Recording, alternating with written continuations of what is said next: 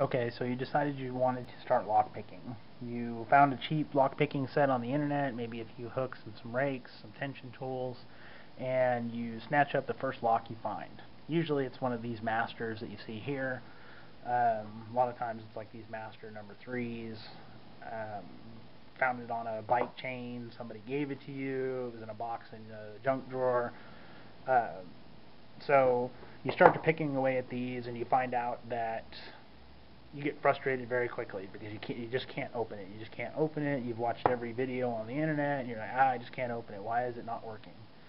Well, the problem is a lot of times these locks have been out in the elements and they're corroded and they're full of junk and the pins don't move the way they're supposed to. Take for example, this is a master number 3.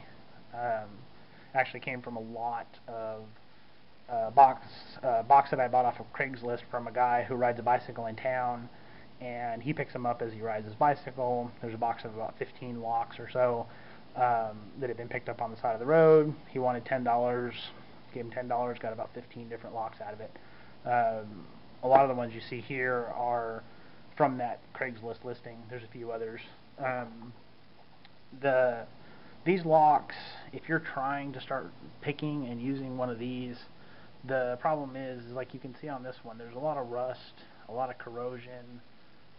They've just been out in the weather, and there's no grease left in them. You can hear it, it squeaks, and it's hard to open. I believe it's like this one. I have a key for this one.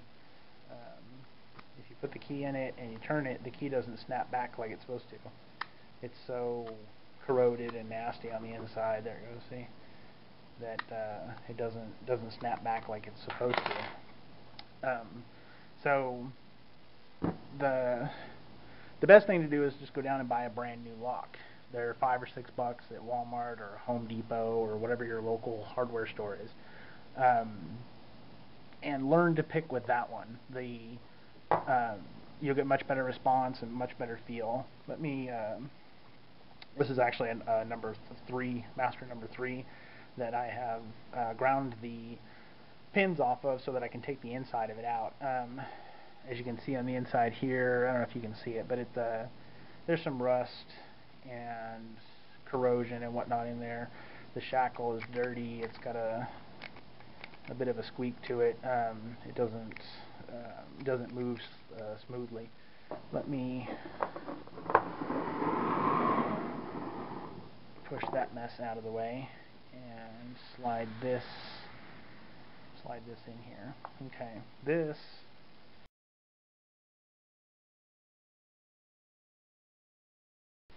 is the cylinder and the core that came out of this lock.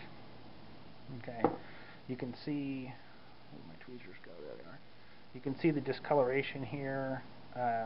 This is all from being out in the weather and just years of not being oiled or greased and neglect. You can see the face of it's pretty dull and corroded. It moves. You can hear the grinding sound when it moves. This one I actually had to grind the tabs off to get the center out of it, but it's just not a very good movement here. Oops. This one is a brand new one that I had laying, or not a brand new one, but a newer one that I had laying around. I had to grind the top of the Bible off to get the pins out because one of the number 1 key pin and driver pin were stuck together, and anytime you tried to pick it, it wouldn't open. The driver and key pin would get stuck in the top of the Bible, and it just wouldn't open. So I had to grind it off to get the pins out of it and replace the core in the lock.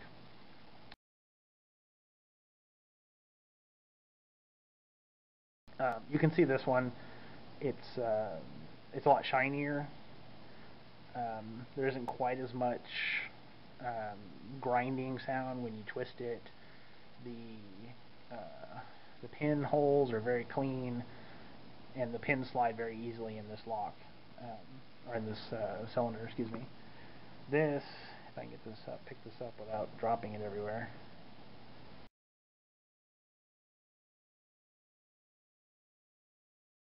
as you can see, the pins on this side are the pins that came out of the lock I disassembled.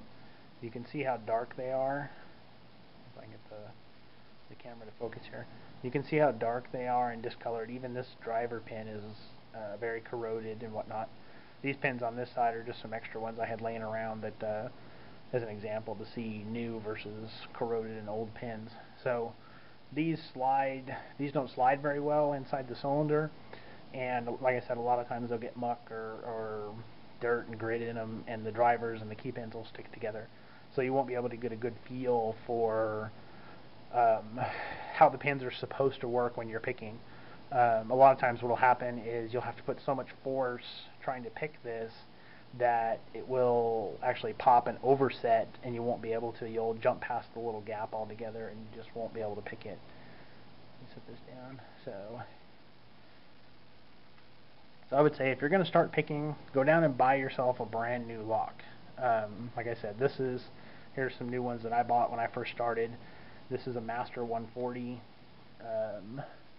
4 pins. I believe this one only has one security pin, if I remember correctly. Here's a Master 530 core. You can remove the core out of this one. This is, if I can get the keys to focus here, this is also a 4-pin lock right there, if you can see. You can remove the core from this. Allows you to take pins out and whatnot. Put one in, get the feel for that. Put another one in, go 2, 3, 4, so on and so forth. I think this one's just a regular Master number 3 with a weather coating on it. It's supposed to be to protect it from the weather. Hardened. Let's see if I can flip that over. This is a, if you can see it, if I can get the camera. No, this is a boron carbon shackle. It's supposed to be really tough to cut through. It's got a little flip to cover the keyway and keep it from the elements. There's the keys, like I said. Here's our contractor's Master 911. It's supposed to be for contractors' trailers and stuff like that. Boron alloy shackle, protective cover. This little cover here for the, I can get it open. There it goes. Also a removable core. This thing is full of spool pins, and it's actually a very good lock to learn spool pin picking on. There's the keys. 1, 2, 3, 4, 5 pins. Okay. This is a Master 7040. This is actually from the box of locks that I got on Craigslist, and it's also the lock that this came out of because it was stuck. So this one's been rekeyed. Had a new cylinder put in it, so it's not the original keyway. I'm sure somebody will notice that if the focus comes out good enough. But yeah, go down and buy yourself a brand new lock. Spend $5 or $6 at Walmart, Home Depot, your local hardware store or whatnot, and start picking those. Don't start with garbage.